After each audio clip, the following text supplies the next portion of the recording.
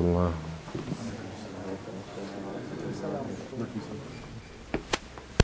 إن الحمد لله نحمده ونستعينه ونستغفره ونعوذ بالله من شرور أنفسنا ومن سيئات أعمالنا. من يهده الله فهو المهتدي ومن يضلل فلا هادي له.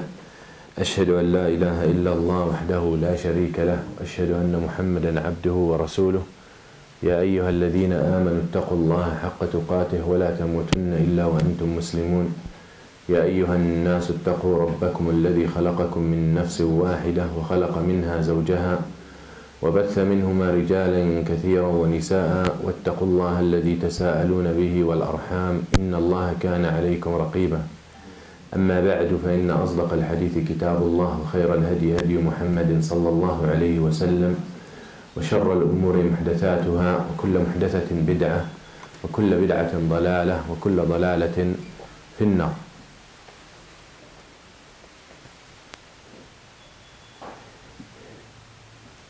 Inshallah, before we start,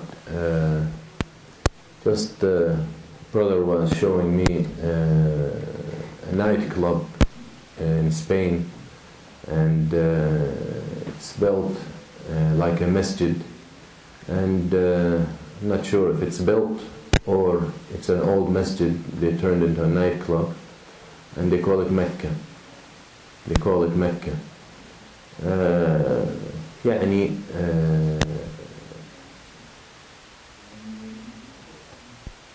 Everyone now thinks, every non-Muslim and a lot of hypocrites amongst the Muslim who think because this deen is weak, the people who follow this deen are in weak state, they can do it. And this is the sunnah of Allah in His creation, that when someone falls, there are a lot of people ready to stab. And those people 100 years ago, they would not even dare. 100 years ago, when there was an Ottoman Empire, an Islamic Empire, they would not even dare to say anything about Islam. And those people in Spain, perhaps as I speak to many brothers who lived there and spent years of their lives in Spain, perhaps some of the most wicked people, and some of the people, or some of the most whose heart full of hate for Islam and Muslims, because that land belongs to the Muslims. That land is the land of the Muslims. We built it, and we brought civilization to that land, and they destroyed everything.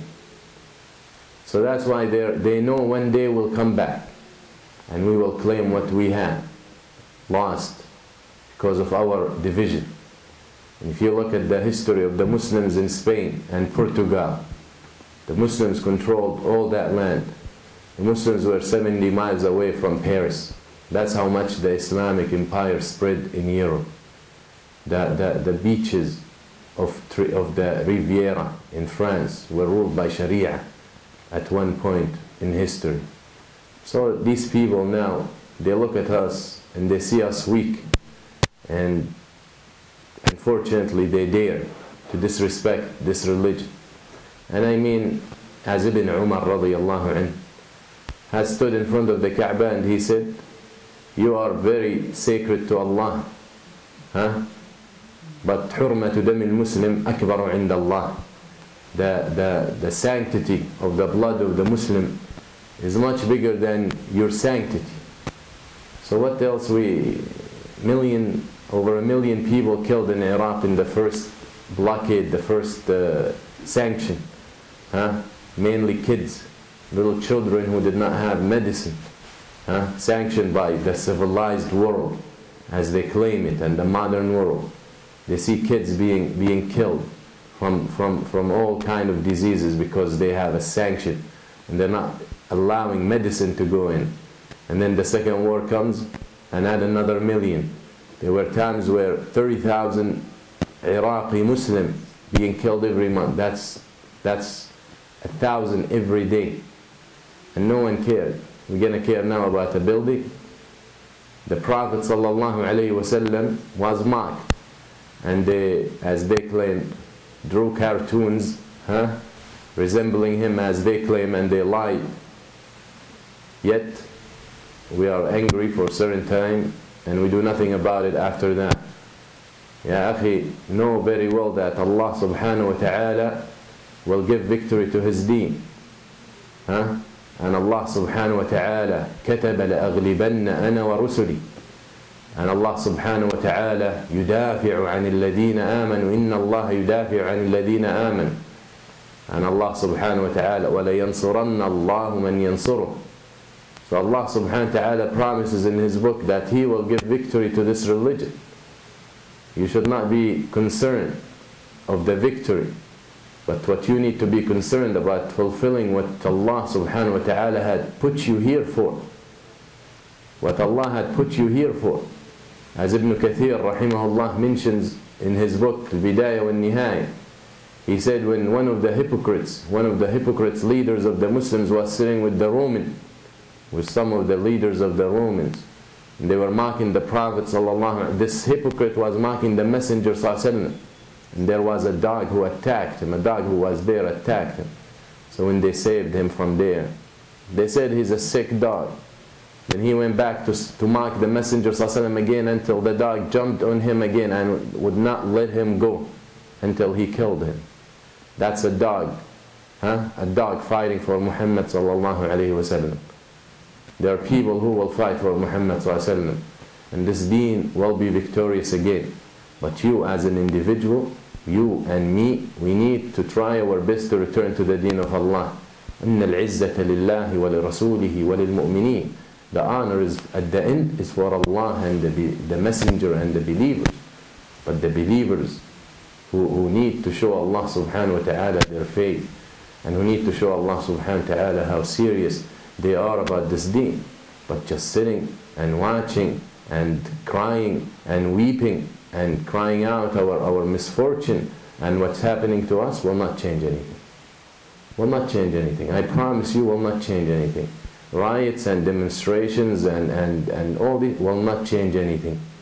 We need to have fundamental changes. We need to uproot ourselves, our old selves, and our rotten selves, and ourselves that is so attached to everything other than Allah, and plant it again.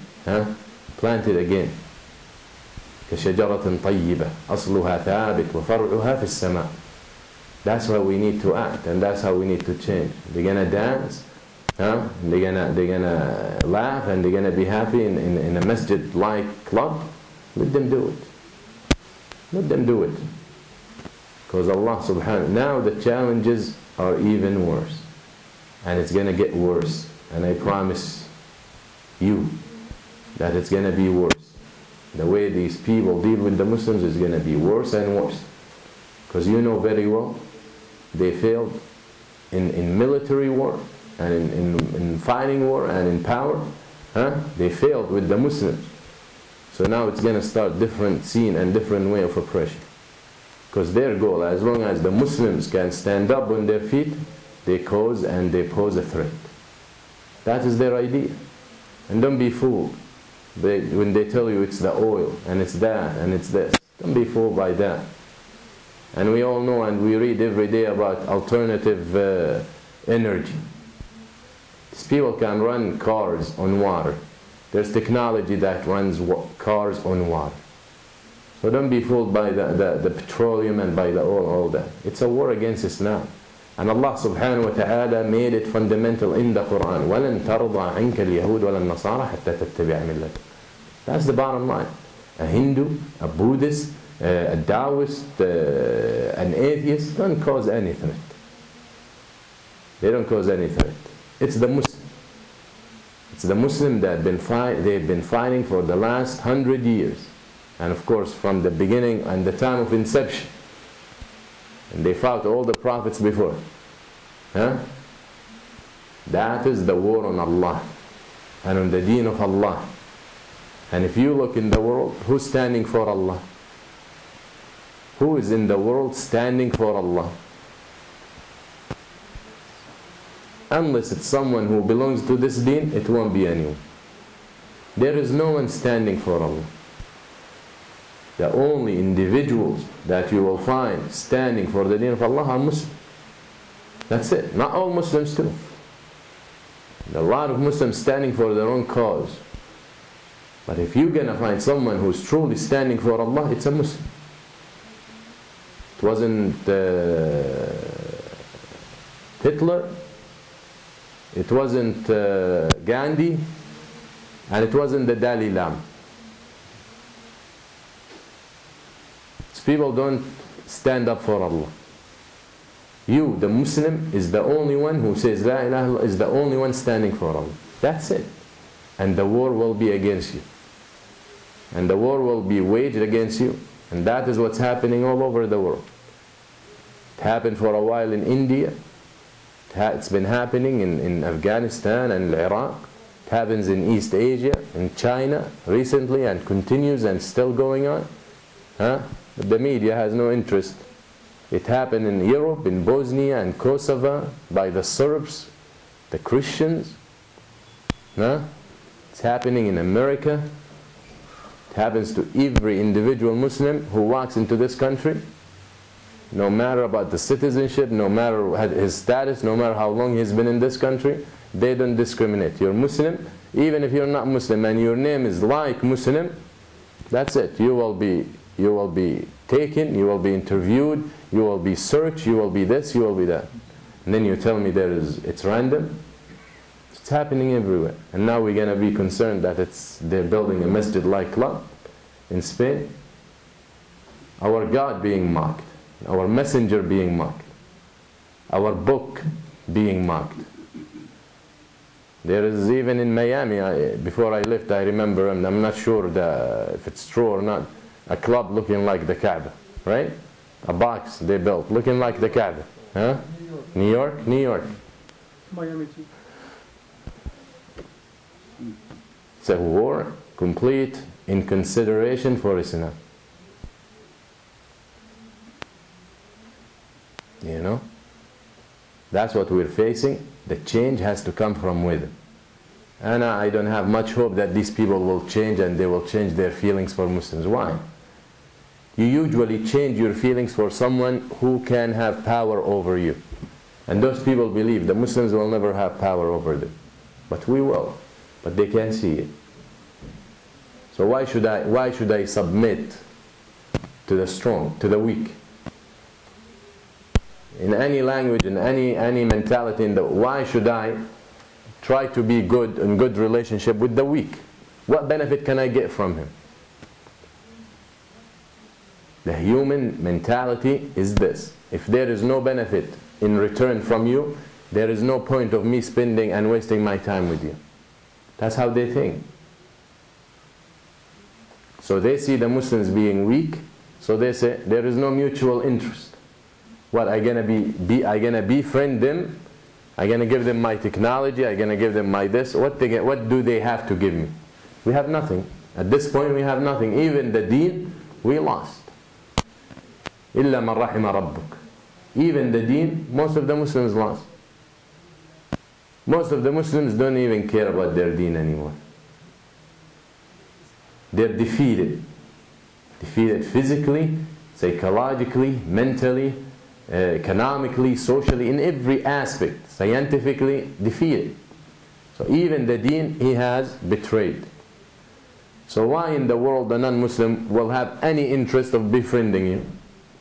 What can you give him? They don't have such thing as brotherhood and we friend each other because we love each other for Allah. They don't have that. They're beyond that, to the law. Yeah. So the only time I will be friend with you is if I have some interest, if I can get some gain. Muslims, what can they give to them? They can't even manufacture anything. Even a little chain. A little chain. You go to Hajj and there are stores, millions of items selling in there. Nothing is made in a Muslim country. You want to tell me a Muslim cannot make a chain? Cannot put masbaha or beads together? Regardless, it's allowed or not. We can't get a thread and put few few stones in it, or a few plastic, whatever they call it, beads. We're defeated. They made us believe that about ourselves, that you're not good at anything. You cannot improve, you cannot grow. So unless the Muslims start getting confident back, and the only confidence you can get, it's not going to be through technology, because they will not allow you. You see, you read in the new documents being released, WikiLeaks and all that. Things, wallahi, depresses you. The things that take place. And yes, the Muslim needs to be aware of these things. We're not here only to make sujood and ruku'. If you're not informed and you're not familiar with what's going on beyond you, how are you going to challenge it? How are you going to face it? It's going to come jump in front of you and you won't even know how to react. When they talk about the X-ray machines in the airport, they tell you the best thing to detect bombing material and all that, dogs. Here's a $135,000 machine, X-ray machine, and still cannot work well. And a dog costs $8,500. They tell you all the technology that failed to detect bombs and people who are wrapping bombs on themselves or explosive material. All the machines that didn't work and didn't get approved here were sold to the Iraqi government. Yet, the American soldiers in Iraq and in Afghanistan, they use what? Dogs. Dogs. But all the technology that fails, it's dumped into the Muslim world. And we rush for it. And we rush to it. You meet Muslims, I met Muslims who live in Mecca, across the Haram. And I never forget, and that was 3 years ago when I went, and it happened again this time. It happened again this time. Muslims who live feet from the Haram, and who work feet from the Haram. And they tell you how much they're willing to do and to give so they can be in America. Muslim. Completely defeated. That is what they did. As one of them said, he said armies will not defeat the Ummah of Muhammad. As one stood in the British Parliament, he said, and one of the congressmen in there, he stood holding the Quran. He said, as long as this is between the people of Muhammad, we will never defeat them. And when they knew they cannot change, they cannot corrupt, they cannot destroy that book, the other said, لكأس خمر وغانية يفعلون بالأمة المحمدية ما لا تفعله جيوش.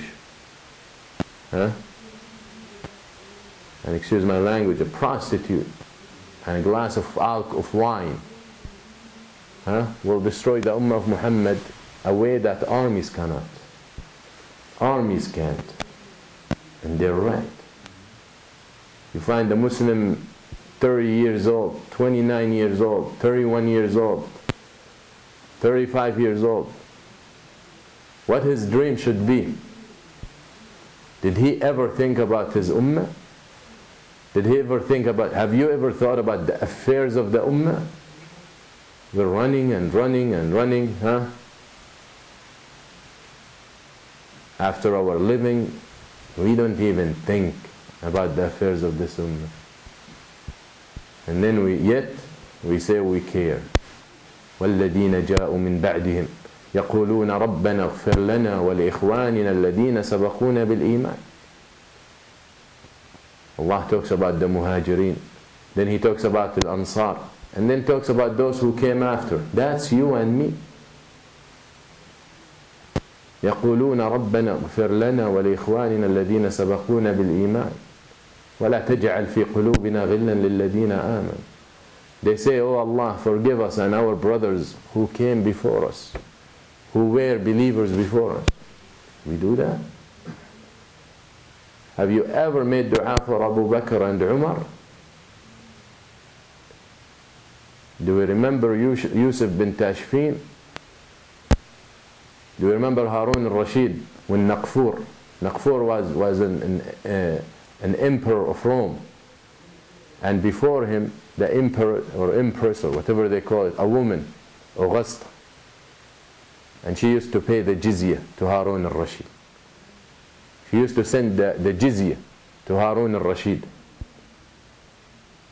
so they will be saved from the Muslims, and the Muslims will protect them. The Romans, Europe, Bani al-Asfar, the blonde people, huh? So when this guy Naqfur, and they said he was a very brave man. When he became the king, he sends a letter to Harun al-Rashid. He tells him, from Naqfur Malik al-Rum to Harun al-Rashid Malik al-Arab.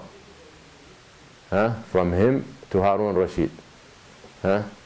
The woman before me used to give you money, to pay you money, that she should have not paid you, but you should have paid her.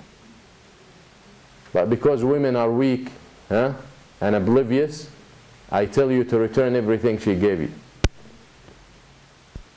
So Harun al-Rashid gets angry, as they describe, as Ibn Kathir mentions this. He gets angry, he flips the letter.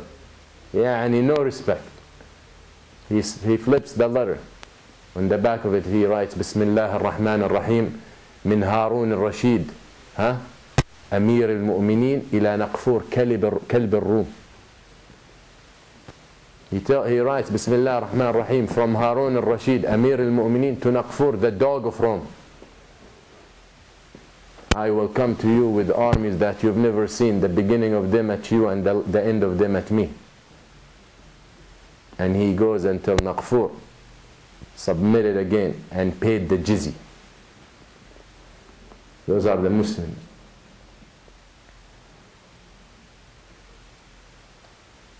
This is Spain, the same Spain they're talking now, they're making fun. Huh?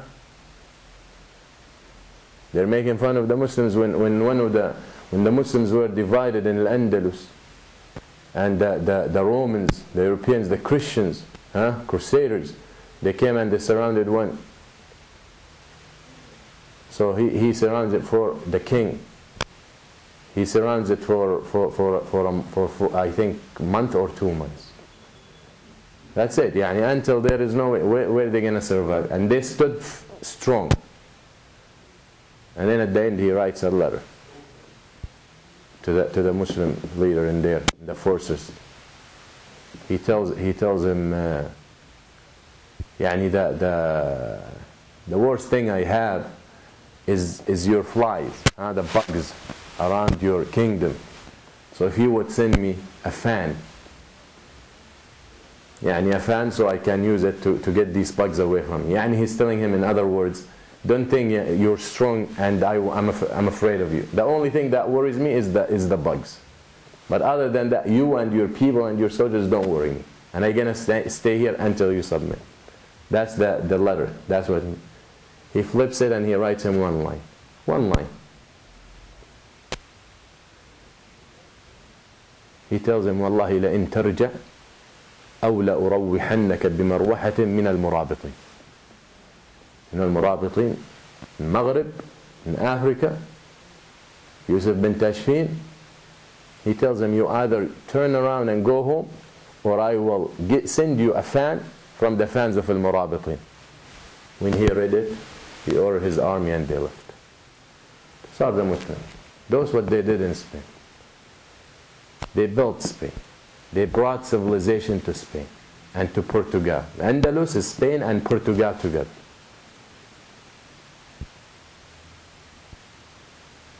Now it's Dawra and Da'ira lahum. Now it's their turn. But it will come around. وَالْأَيَّامُ دُوَلْ وَتِلْكَ الْأَيَّامُ نُدَاوِلُهَا بَيْنَ النَّاسِ.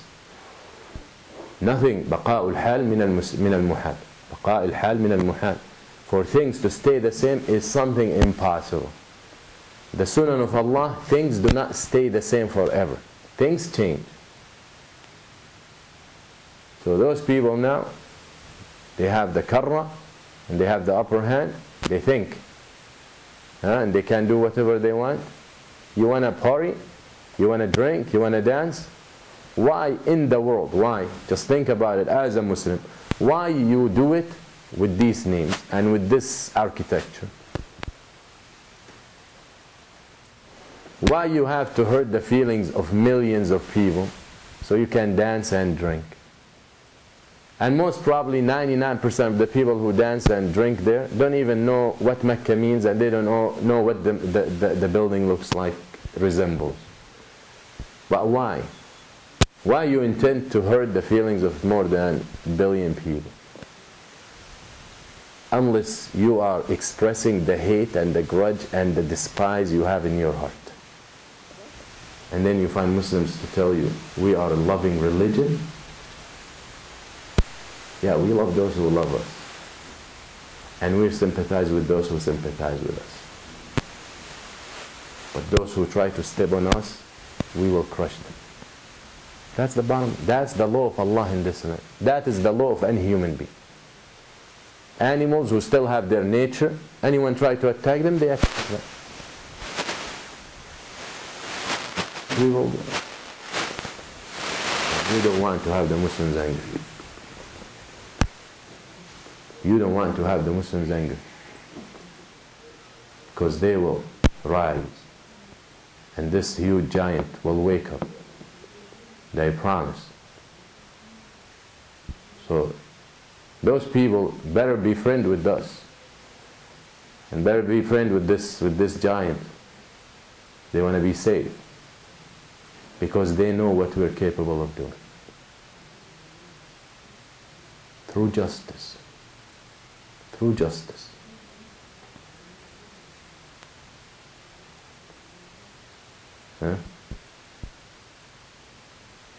إن الملوك إذا دخلوا قرية سدوا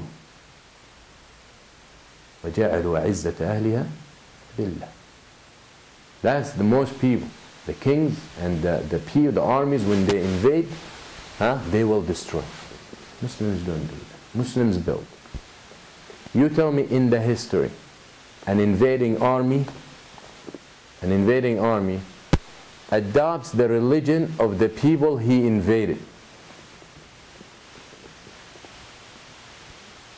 As I said before, usually the strong one, the weak one, the defeated one imitates the strong one.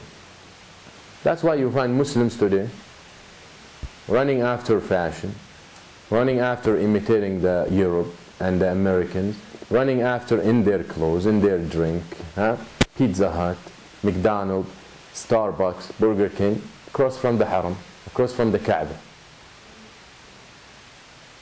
Because the weak imitates the strong.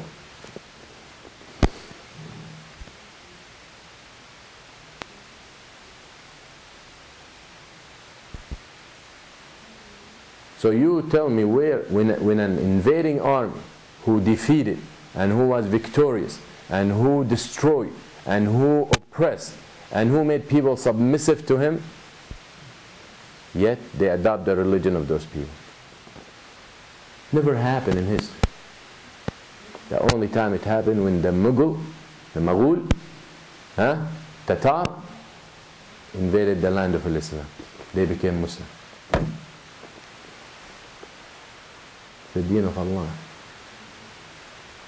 So what you need to be worried about when you see stuff like that, be worried about you changing yourself, fixing your affairs, and returning to Allah. Returning to Allah. When we were coming back from Hajj and in the Miami International Airport, one of the brothers leaves early. They take every single person who was with us. Actually, they take every single Muslim. Man, woman, old, young, they decide to interview them randomly. Right? Yet they still tell you randomly, like, are you stupid? But do you see us as stupid, yani? So one of the brothers left early before anyone else. So when I met him, I said, how come? He said he found a Muslim who works there. So when he saw him and they knew it, and he knew him from the masjid, he got the stamp for his papers, and they let him. You as a Muslim. Now I'm not accusing you of betrayal or treason, or you're selling your deen. But you as a Muslim, you see that every single day. You see Muslims humiliated every single day. How you accept for yourself to be part of it? And I don't understand. Anyone here, if you go shopping and you see a Muslim woman with hijab and being mocked by a couple of people, you as a Muslim, would you stand up for her? Would you do anything? Because as I said, when they see a woman by herself, they become machos. They become strong. But if there was a man next to her, they will not even dare, because they're cowards. They're cowards. But would you do anything for her? If you were in that position, will you tell yourself, you know what, keep me out of trouble. I don't want to deal with this. She'll be okay. Or you will go and stand up for her. Because you're not standing up for a Muslim woman. You're standing up for Islam. So how is this brother working there, and he sees how his own people being picked up intentionally every single day? And if there was a woman with us, at least I would say she's 65. And picked up. What a 65-year-old woman capable of doing. How you accept that for? How you don't feel guilty? How you don't feel angry? Yet you're happy to get your paycheck. Such people are not the people who are going to help the cause. And there are millions of them like that. There are millions of Muslims like that.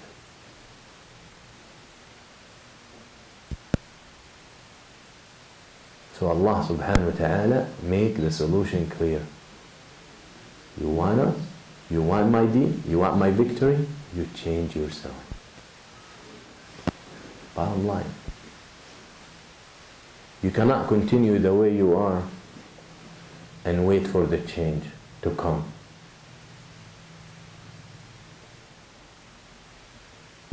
Allah will not change your conditions until you change your behavior. And until you change your shortcomings, until you change your disobedience, until we change our selfishness. We're so selfish. All we care about is ourselves and our families.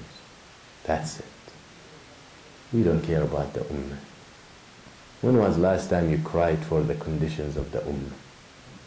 When was last time you thought about the oppressed Muslims of the ummah? When was last time? Wallahi, not too far ago, when I was reading learning the history of Muslims in the Andalus, wallahi, I would cry like a little girl. And I felt so much shawq and so much longing for that honor, the honor that Muslim had then.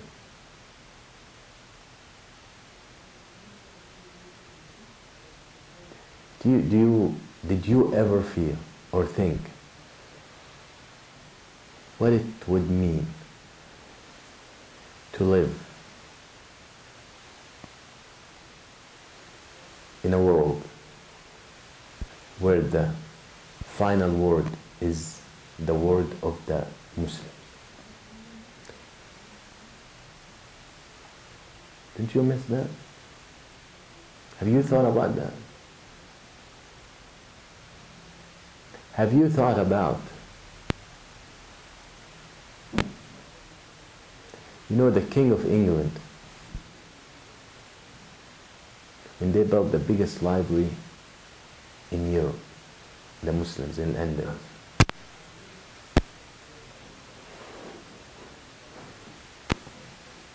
I think the biggest Christian or the Europeans library was holding 5,000 books.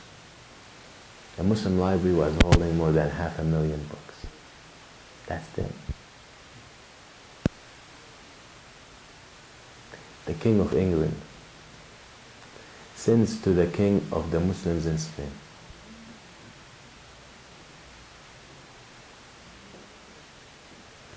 He asked him the permission if he can send 5 British men to learn and to study in the library.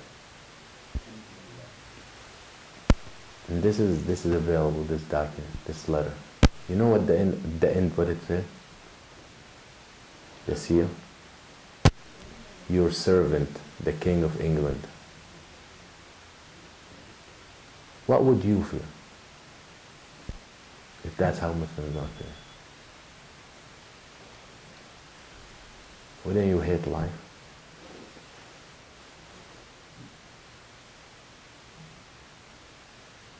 This humility. What's our concern? Make 50, 60, $100,000 a year? What else? What's next? You spend it.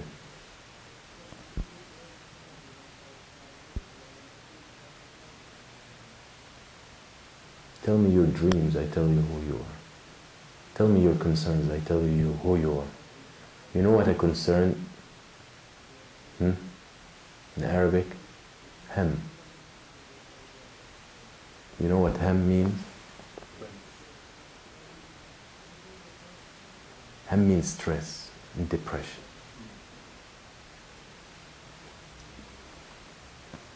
Your real concerns is not just what you think about. Your real concerns, the ones that make you depressed, because you want to make them true. Yeah, I think about the Ummah. Great. Thinking about the Ummah, does it make you depressed or not? I want the honor of this one. Does it make you depressed that it's not happening yet? If it's not, then it's not a concern. It's as they say, thank you for your thought. But indeed, we feel so much depressed when we think about the bills, when we think about the salary, and we think about this, and we think about the vacation, and we think. Those are concerns. As Ibn al-Jawzi said, he said, some people, تحوم أنفسهم أو أرواحهم حول العرش وآخرون حول الحش. Some people, their spirits, roaming around the arsh. That's where they are. Physically, they're with you, with us. But their concerns and their goals and their minds around the arsh, so high. And some people, their minds and their concerns in the hush. You know what the hush? The dumpster. Some arsh and some hush. Where are yours? That's how we change. That's how people like that will never dare to do this stuff. You have 3 million Muslims in Hajj this year. More than 3 million. With one word from the Imam, they make a line. Stawu, they all in line. Yet, no more than 20 people cannot make a line after the Salah to buy bread. That needs to change. Once you separate the deen from the dunya, you fail. And we are people cannot do it.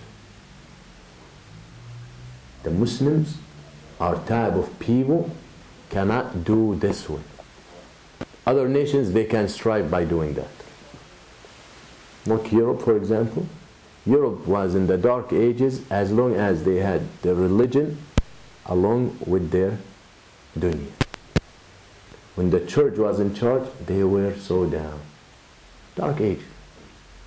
When the church was in power, controlling the people, they call it the dark ages. Of the glorious days of Islam.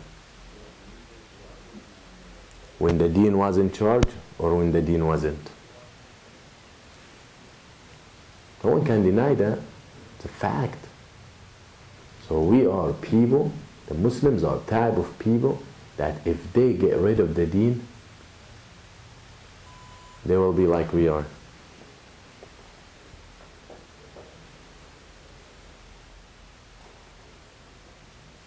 You know?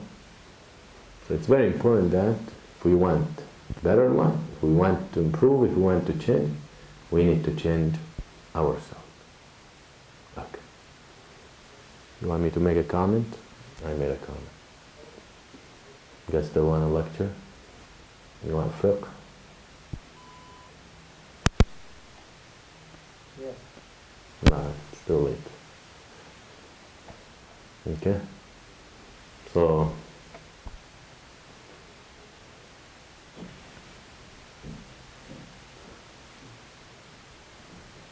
how many people want fiqh?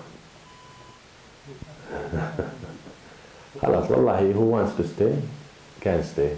Who wants to leave, they can leave. Okay? Yeah, you don't feel shy. And who stays, get miswak from Medina, from Mecca. Yeah, right.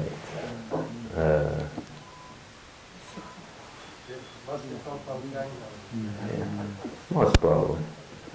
Inshallah, يعني we'll make it quick. باب القسم والنشوز. قال المصنف رحمه الله: باب القسم والنشوز. وعلى الرجل أن يساوي بين نسائه في القسم، وعماده الليل، فيقسم للأمة ليلة وللحرة ليلتين، وإن كانت كتابية، وليس عليه المساواة بينهن في الوقت، وليس له البداءة في القسم بإحداهن ولا السفر بها إلا بقرعة، فإن النبي صلى الله عليه وسلم كان إذا أراد سفرا أقرع بين نسائه، فأيتهن خرج سهمها خرج بها معه. وللمرأة أن تهب حقها من القسم ببعض ضرائرها بإذن زوجها أو له، فيجعله لمن شاء منهن، لأن سودة وهبت يومها لعائشة، فكان رسول الله صلى الله عليه وسلم يقسم لعائشة يومها ويوم سودة. وإذا عرس على بكر أقام عندها 7 ثم دار، وإن عرس على ثيب أقام عندها 3، لقول أنس: من السنة إذا تزوج البكر على الثيب أن يقيم عندها 7، وإذا تزوج الثيب على البكر أقام عندها 3، وإن أحبت الثيب أن يقيم عندها 7 فعل، ثم قضاهن للبواقي، لأن النبي صلى الله عليه وسلم لما تزوج أم سلمة أقام عندها 3 ثم قال: ليس بك هوان على أهلك، إن شئت سبعت لك، وإن سبعت لك سبعت لنسائي. So here this section يعني talks about if a person has more than one wife, and how he should divide the days and the nights between them equal. And this religion يعني addresses everything and every issue, and it's very important to understand that. And this يعني someone might say, okay, we only have one wife, so we don't need to pay attention to that. لا, this is ilm. This is ilm and this is deen. And يعني, as I said, the manhaj we're taking is we're going to try to address every issue in the book of Ibn Qudama rahimahullah, and without skipping. And this is important for those يعني, this will be a lecture for you in case يعني, you are asked about these affairs, or someone who might have more than one wife who might be in need to learn about this stuff. So يقول المؤلف: باب القسم والنشوز. Nishuz we'll talk about it some other time. القسم يعني dividing, as I said, the nights, but dividing the time justly between the wives. And very important to understand when I say justly, there's a difference between justly and similarly. Okay, there is a difference between justice or between the same and equal. Equally and the same are completely two different things. So it's very important to understand this concept. So here we're talking about dividing things and the nights, especially between the wives, when having ta'addud or multiple wives, equally يعني justly, fairly يعني, the way Allah subhanahu wa ta'ala decrees. So by no means it means sleeping or intercourse with the wife, okay, Just when we say the nights need to be divided equally, يعني if he's married to women, they need to get equal number of days. But that doesn't mean they need to get equal number of intercourse, for example. Because this is something different, and the needs of each woman is different, and so it's very important to understand these issues. Because a lot of people think if you kiss this one, you have to kiss that one. If you touch this one, you have to touch that one. If you smile at this one, you have to. La la la. That's something impossible. Okay? يعني unless you have them both at the same time in front of you, you give a smile here, you give a smile. It won't work. Okay? Someone you might have a fight with and someone you don't, so you will treat this differently for a specific time. Then you fight with the other one, and the other one you make up with, then it's different. Okay? So it's very important to understand what we're talking about here. وهذا القسم واجب باتفاق الفقهاء، نقل الإجماع على ذلك ابن المنذر وابن قدام. قال ابن قدام لا نعلم بين أهل العلم في وجوب التسوية في القسم خلاف. So dividing equally and justly between the women their days is something that has met with consensus. يعني the ulama, all the ulama agree that you have to divide the days and the nights equally. And yes, in this instance the same. So women, if they are all free women, if you're not married to a slave woman, يعني when slavery existed, then the women, those free women will get the equal days. If this one gets 2 nights, the other one needs to get 2 nights, the third needs to get 2 nights. Okay, so that is what they refer, and that is consensus between أهل العلم.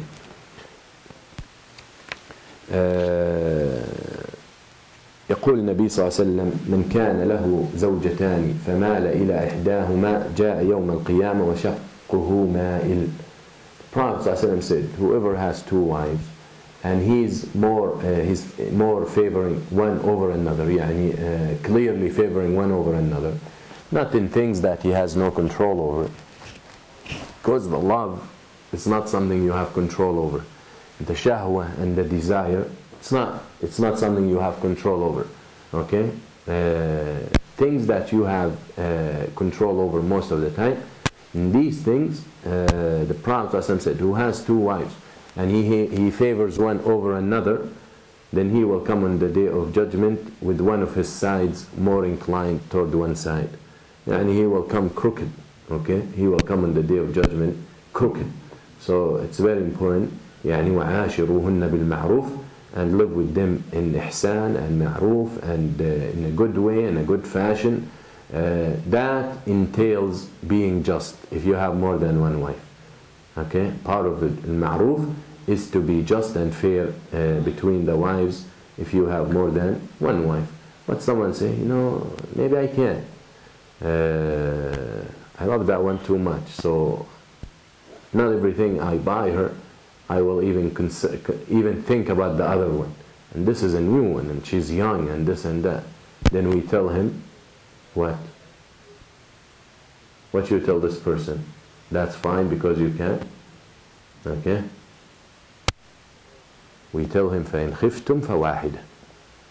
If you're scared not to be able to be just, then as Allah says, if you're scared, then 1. Okay, then you stick to 1. There's a hadith in the Nabi صلى الله عليه وسلم, Aisha says, in the Nabi صلى الله عليه وسلم كان يقسم بين نسائه فيعدل فيقول اللهم هذا قسمي فيما أملك فلا تلمني فيما تملك ولا أملك. This hadith mursal, يعني hadith ضعيف, but perhaps the meaning is correct. That the Prophet صلى الله عليه وسلم, Aisha said, used to be just between his wives. The Prophet had 9 wives. He used to be fair in the way he divides the days between them, and he used to say, oh Allah, this is my distribution in what I have power over. I have control over the days, so I am equally dividing it between them. So excuse me for what I don't have control over and you have control. As we know, the Prophet, for example, loved Aisha more than the rest of his wives. But that is something fine. That is not the husband not to be blamed for that, because that's something beyond his choice and his control. ذهب جمهور الفقهاء مالكية والشافعية والحنابلة أن يعني على الزوج العدل في البيتوتة ليس في النفقة أو الكسوة. The majority of أهل العلم, they said when we talk about justice between the wives, we are mainly, the Jumhur said, he has to be just in the time he spends with each one. Nothing else. يعني in what he buys this, and what he buys that, and what he spends on this, what he spends on that. The Jumhur, the majority of Ahl al-Ilm, said no, he's not required to be just in that. Because every woman is different. For example, he might be married to two women. One is rich, like he brings her from a rich family, and one from a poor family. So the rich one might need at least, I don't know, X amount, let's say, at least when she wears something, when she buys a dress, she will not be happy with a dress less than $300, $400. But the poor one might be satisfied with something $50. So that's what they base it, the opinion on. Okay? He might marry someone who loves specific things that expensive more than the other. So why are we going to force him, if he's going to buy this one a bracelet that's $1,000, he has to buy the other one something like that. So the opinion of al-Jumhur, where he needs to be just is only al-Baytuta, يعني the time he spends with each one, يعني how many days, how many nights here, how many nights there. But the opinion of al-Ahnaf and the opinion of Shaykh al-Islam Ibn Taymiyyah said otherwise. And that is, if he's going to marry more than one, he needs to be just between all of them equal.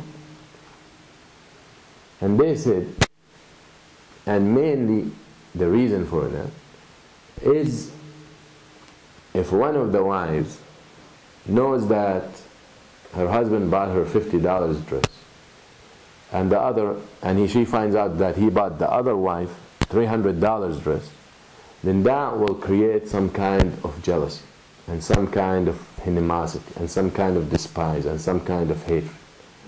And Sharia intent is to avoid everything that can lead to all these diseases.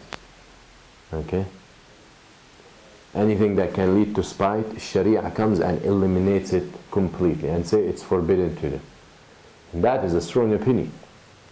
That is, if you're going to marry more than one, then you need to be just between them, not only in Baytuta, يعني the time you spend with each one, but also the time, when we say the time, يعني how many days you sleep with, يعني at this one's house and how many days you sleep.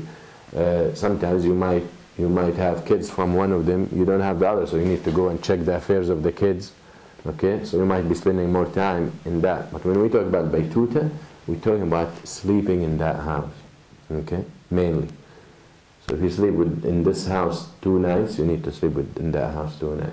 Yani where you spend most of the night. So the point is, the other opinion is justice needs to be in Baytuta, in sleeping, as well as in nafaqah and kiswa, and what you spend, okay, and what you buy, what you dress them. Because one of the obligations of the man is to dress his wife.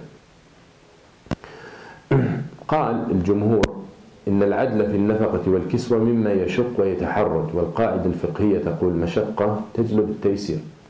The opinion of the majority, they said to be fair, يعني to spend 2 days here, 2 days here, is easy, but to be fair with what you buy this and what you buy that and what you dress this with and what you dress that with, it's very difficult. And al-qa'idah and al-fiqh and the deen comes to make things easy, not difficult. So they said based on this, we say justice has to be only in the time you sleep in each house. مذهب أبو حنيفة الإمام أحمد and ابن تيمية يجب العدل بين النساء في القسم وفي الكسوة وفي النفقة, in everything, as I said. قالوا, their dalil, Allah says وعاشروهن بالمعروف. They said first dalil is Allah says and you live with them in a good fashion. And one of the best or one of the most important factor of being good is being just. So you need to be fair between all of them in everything. And also, as I mentioned, it might be a reason to create animosity in the hearts. So they answer, the other ones, they say, okay, since you're saying it's very difficult, and it's mashaqqa, and you're saying it's something very hard to be equal in spending and in the way you buy them stuff, then we say فَإِنْ خِفْتُمْ فَوَاحِدًا. Right? Then our answer, Abu Hanifa and Riwayah an Imam Ahmad and Shaykh Islam, they said, then if it's that difficult, then we say stick with one. Then you stick with one. If it's that difficult, فَإِنْ خِفْتُمْ, then you stick with one. Why are you going to give him an excuse not to be fair? And that is, as you see, قال ابن تيمية ووجوبه أقوى وأشبه بالكتاب والسنة. So it's very important to understand that you, the husband, if he has more than one wife, he needs to be fair in everything. Okay, he needs to be just in everything, but that doesn't mean by the penny. Doesn't mean by the penny, and it doesn't mean that he can give one what he doesn't give the other. For example, if one of the wives, let's say his parents live with him, with one of the wives, she's not obligated to serve them, but out of her goodness of her heart, she takes care of his parents. This woman deserves extra for her work, not for her love, for her work. She does more. Okay. She does more. If she, for example, takes care of his paperwork for all his houses, for his business, for what, she deserves to be treated differently. Okay, so this way you can combine between all the opinions, that if there is a reason for a wife to be given more than the others, beside the love and being a wife, then why not? That is justice. Okay, that is justice.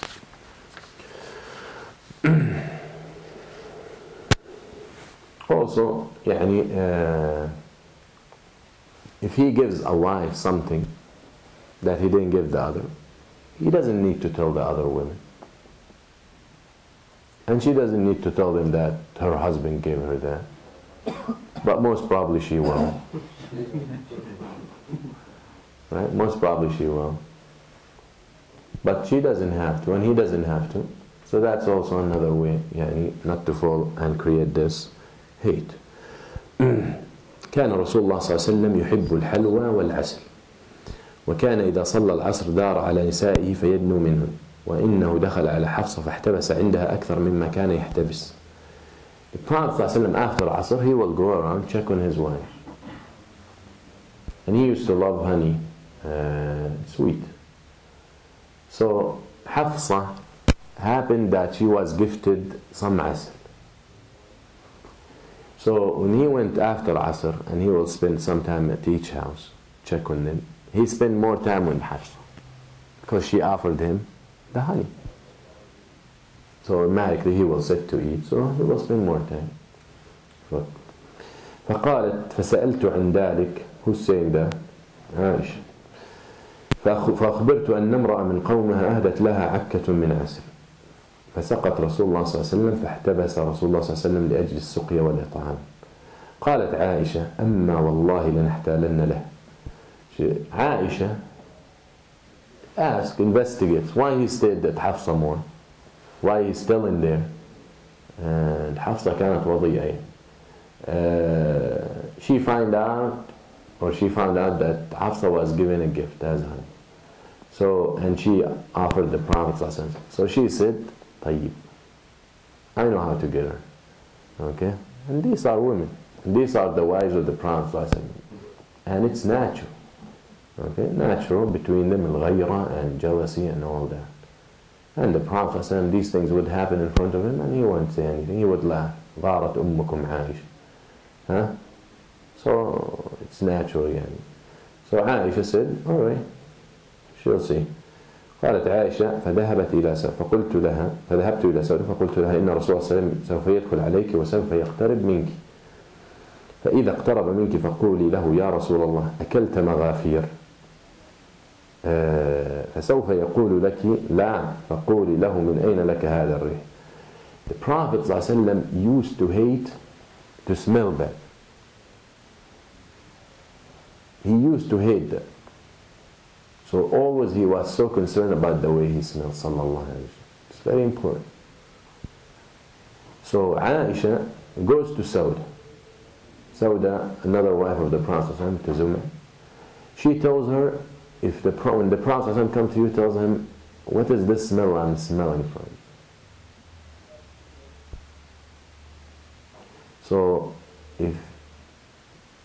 So he would say, asad, honey.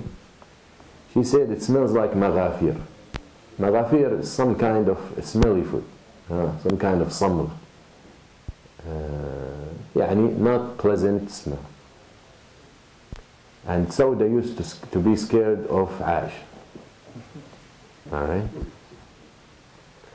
Radiyallahu anhu majma'in. And Aisha said, and when he comes to me, I'll say the same thing. So now, he will, no. يقول لك حفصة شربة عسل سقتني حفصة شربة فقولي له جرست نحله العرف يعني when he tells you this smell because I ate asal or honey from Hafsa at Hafsa, tells him that it looks like the bees who produce that honey ate from not from the best place. Okay, they got their rahiq, the nectar.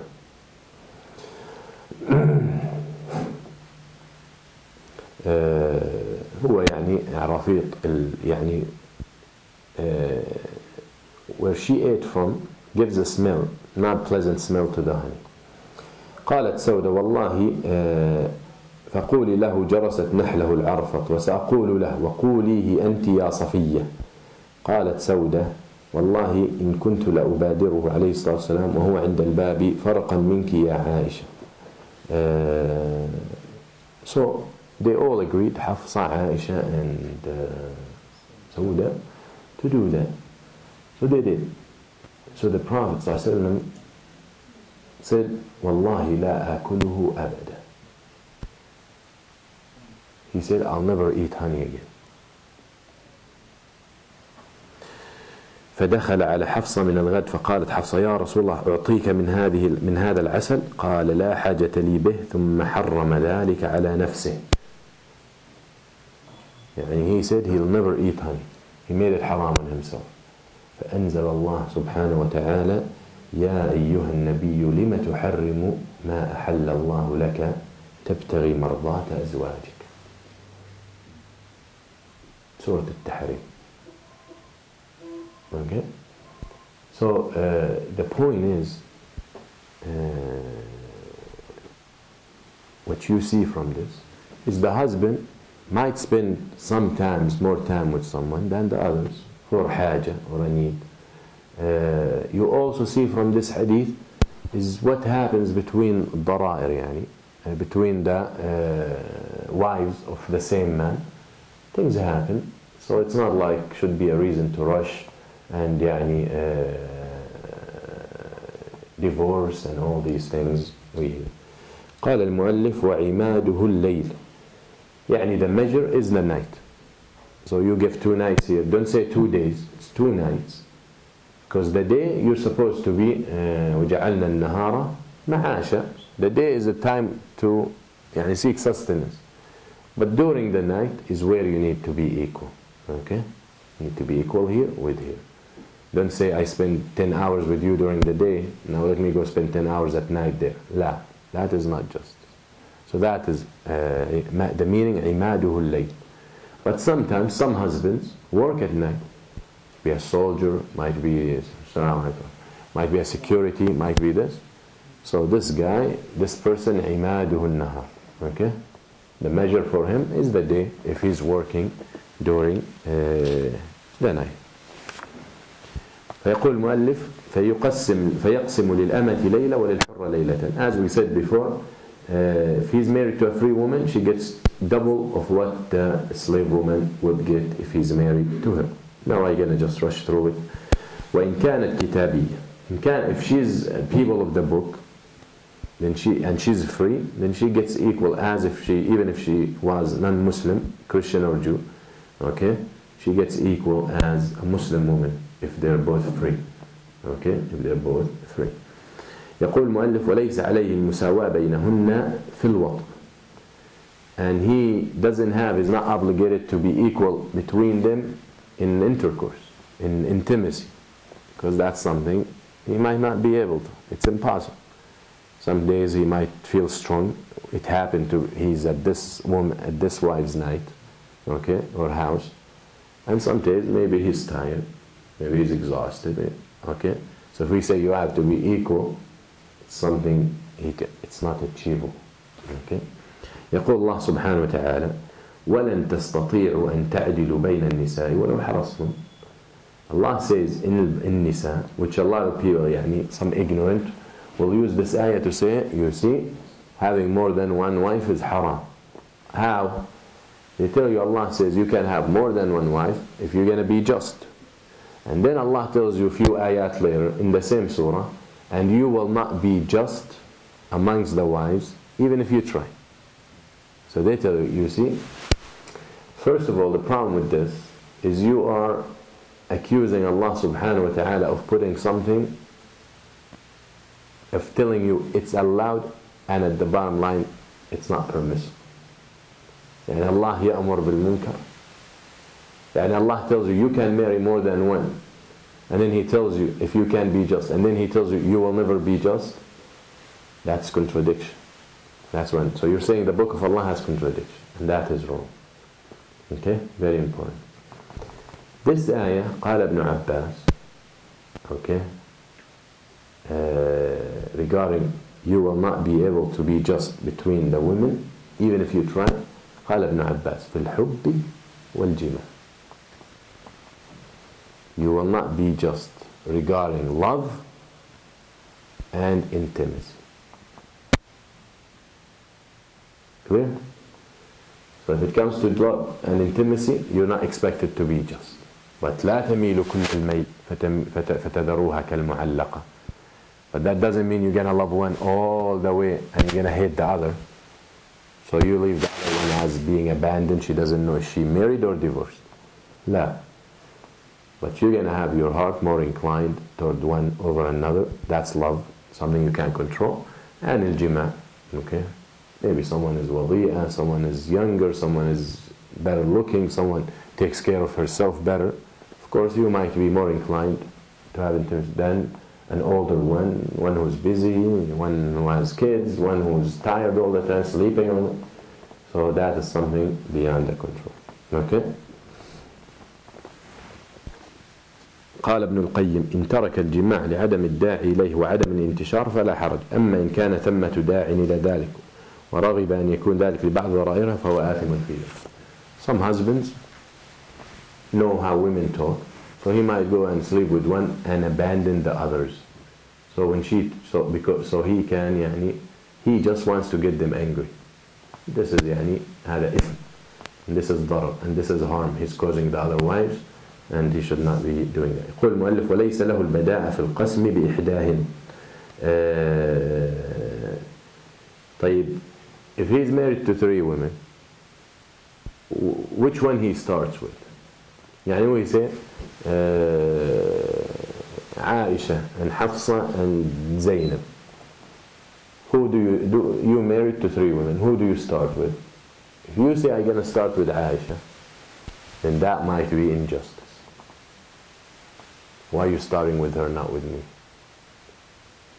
So to start with one, there is qur'ah, a draw. Khalas. You write their names, the 3 of them in a piece of paper, and you pick. The first one goes, the second one goes. وَالسَّفَرِ كَذَلِكَ. And also in traveling. Okay? With the travel, the Prophet ﷺ used to do that. He will have a draw. Yes, he loved Aisha more than all of them, and I'm sure he would love to have Aisha with him but khalas. To be just, that's something he can control. Who goes with me in the trip? So he will have a draw, sallallahu alaihi wasallam, and that is the example taken. Okay?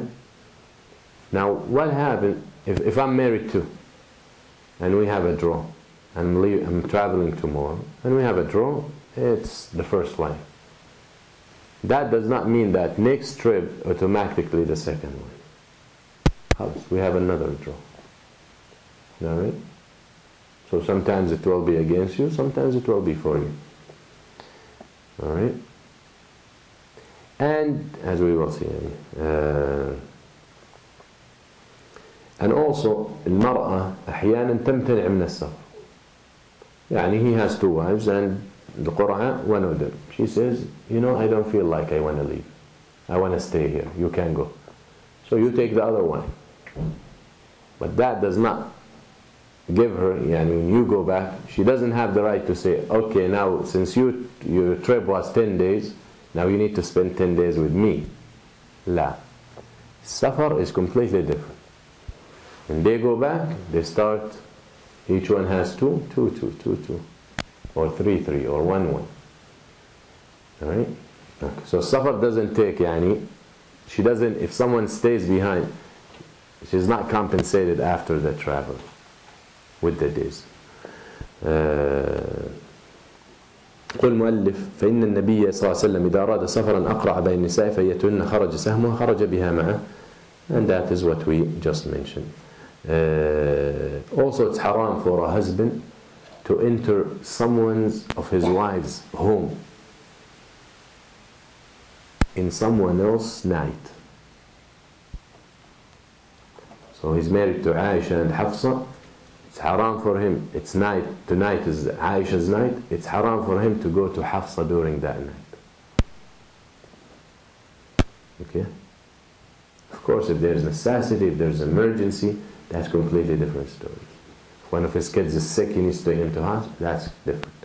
But just to go there to spend time with Hafsa, it's not allowed. Unless she gives him the permission. The one whose night is that night.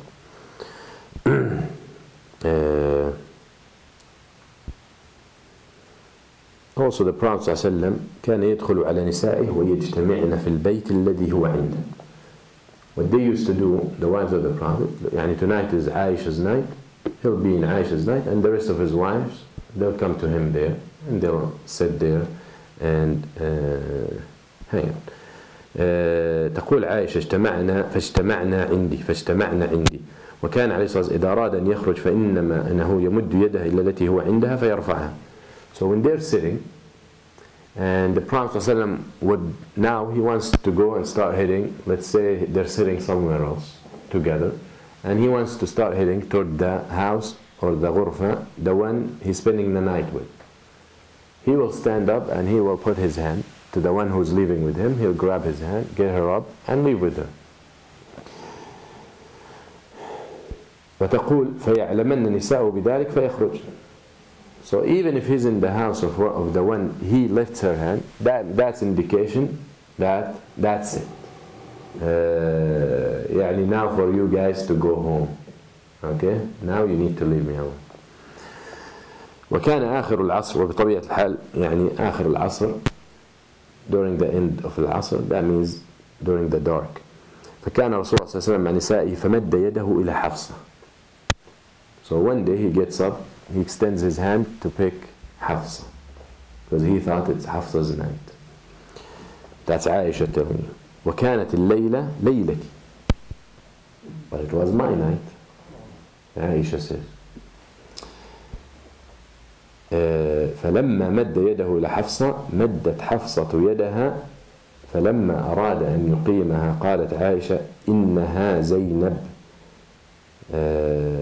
Actually it was Zainab. فقبض يده فتلاحيتا وارتفعت أصواتهن حتى علم من كان خارج الغرفة. So it was the night either Hafsa or Zainab, or he extended his hand either to Hafsa or Zainab, but it was like Aisha, night of Aisha. Because it was dark, he thought maybe it was Aisha. So Aisha رضي الله said, that's Zainab or Hafsa. It's not Aisha, it's not me. But Aisha got offended. Why? because the wife, Zainab or Hafsa, did extend her hand to the Prophet, even though she knows it's not her now. فَتَلَاحَيَتَا, يعني they started having an argument until their voice went high, up. It's the wives of the Prophet. Yeah, and some brother comes, I divorced my wife. She screamed. Really? You know? So, يعني, these are the wives of the messenger. And يعني, Aisha رضي الله عنها says, فتلاحيتا وارتفعت أصواتهن حتى علم من كان خارج الغرفة. Even the people outside the house knew they were fighting. فمر أبو بكر وسمع أصوات عائشة وزينب أو عائشة وحفصة فقال أبو بكر يا رسول الله بأبي أنت وأمي اخرج إلى الصلاة واتركهن.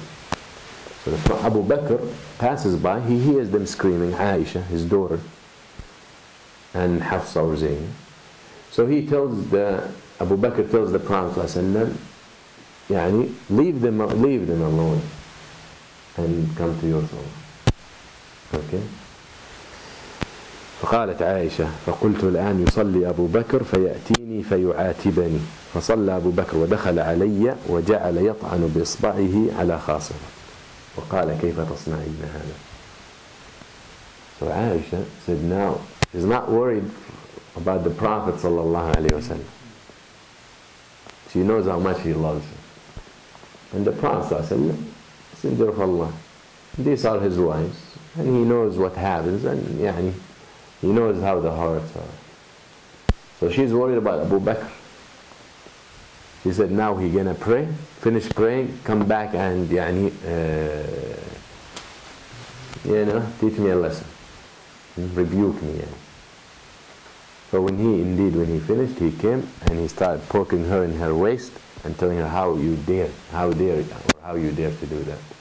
And how can you raise your voice with the Prophet? Okay. So these are يعني, the wives of the Prophet. يقول المؤلف, but what you learn from this is the Prophet ﷺ overlooked all these things, knowing the nature of women. يقول المؤلف والمرأة أن تهب حقها من القسم لبعض ضرائرها بإذن زوجها أو له فيجعله لمن شاء. Also, the woman, the wife, can say, you know what, I give up my days for this wife. Okay?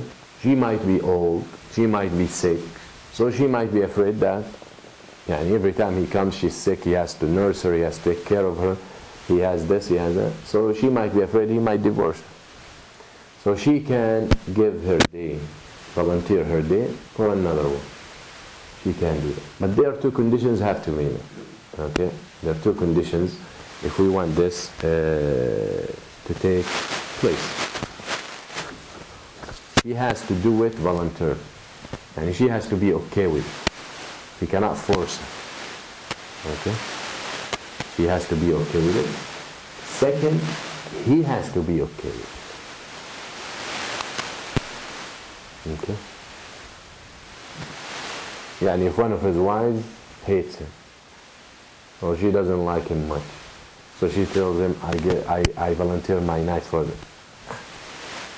Okay? If he says no, no. If she says no, no. If he says, you know what, I don't like you much, can I spend the nights with the other? She says no, no. So both have to be in agreement to that.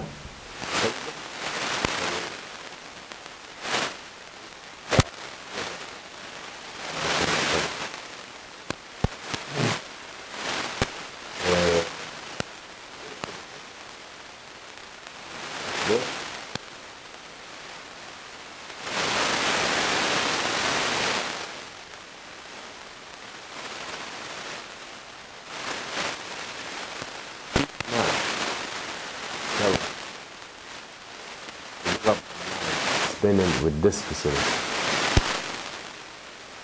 She gave up her night, he chooses which one he wants to be with. Okay? She can suggest, but she cannot force. So she might have problem with one of the other wives, so now she wants to avenge, she gives her night to the third one. No. She gives him the option, she tells him, I would rather you finish he wants, that's why.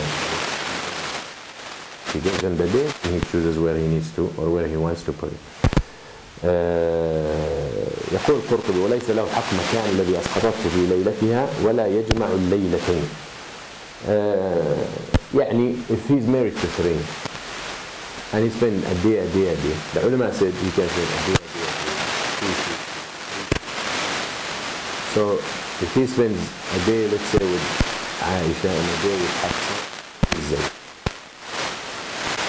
So Aisha says, I give up my day to Zaynab. Zaynab number 3. And Aisha number 1.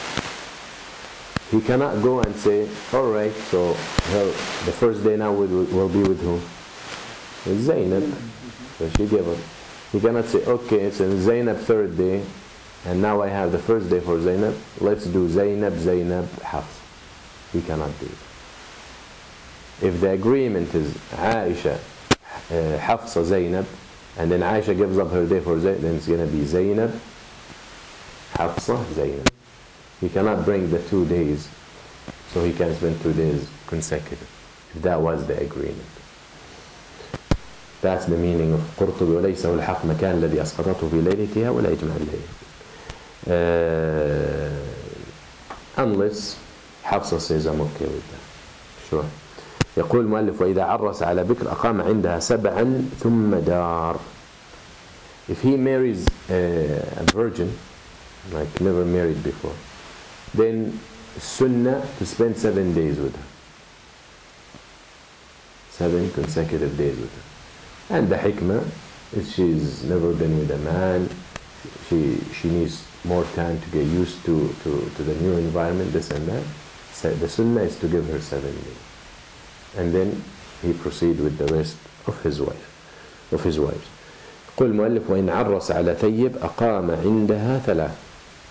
في الصحيحين من السنة إذا تزوج البكر على الثيب أقام عندها 7، وإذا تزوج الثيب على البكر أقام عندها 3.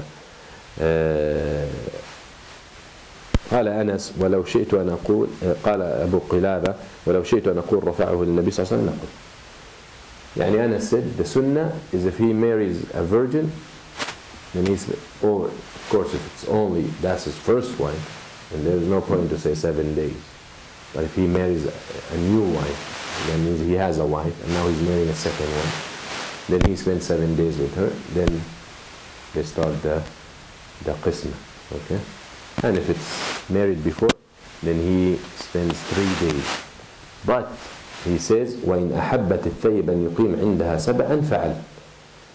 And however, if the one he just married and she was married before, that's thayyib, we said 3.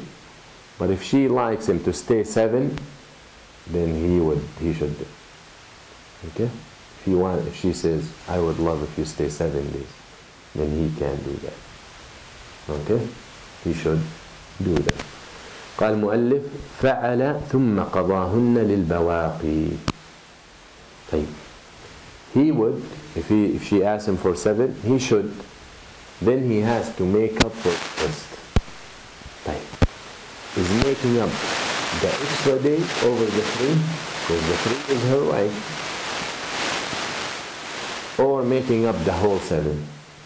يعني if he's married Aisha, Hafsa, and now he married Zaynab, and Zaynab been married before, so he spends 3 days. But if she says, I would like you to spend with me 7 days, so he spends 7 days. Now he has to make it up for Aisha and Hafsa. Okay? So does he make up only 4 days, because 3 days she was entitled for that in the first place, or he makes up the whole 7? The ulama have 2 different opinions. Some said 4 because that is what's over her right, and the other said 7. معظم علماء الحديث said 7. Okay? And that is closer to the أدلة. And that is the opinion of most of the ulama في الحديث. قول أبو حنيفة إنه يقسم للبواقي 4 لأنه جلس مع زوجته الجديدة 4 زائدة. The more correct is when the Prophet tells إن شئتي سبعت لك في أم سلمة. إن شئتي سبعت لك. I'll spend 3 with you, but if you would like, I would stay 7. Okay? So, as they say, that means this is a whole 7. Okay? If she's entitled for the whole, if she asked for the 7, then everyone deserves to get 7. أقول قولي هذا واستغفر الله لي ولكم وصلى الله على سيدنا محمد.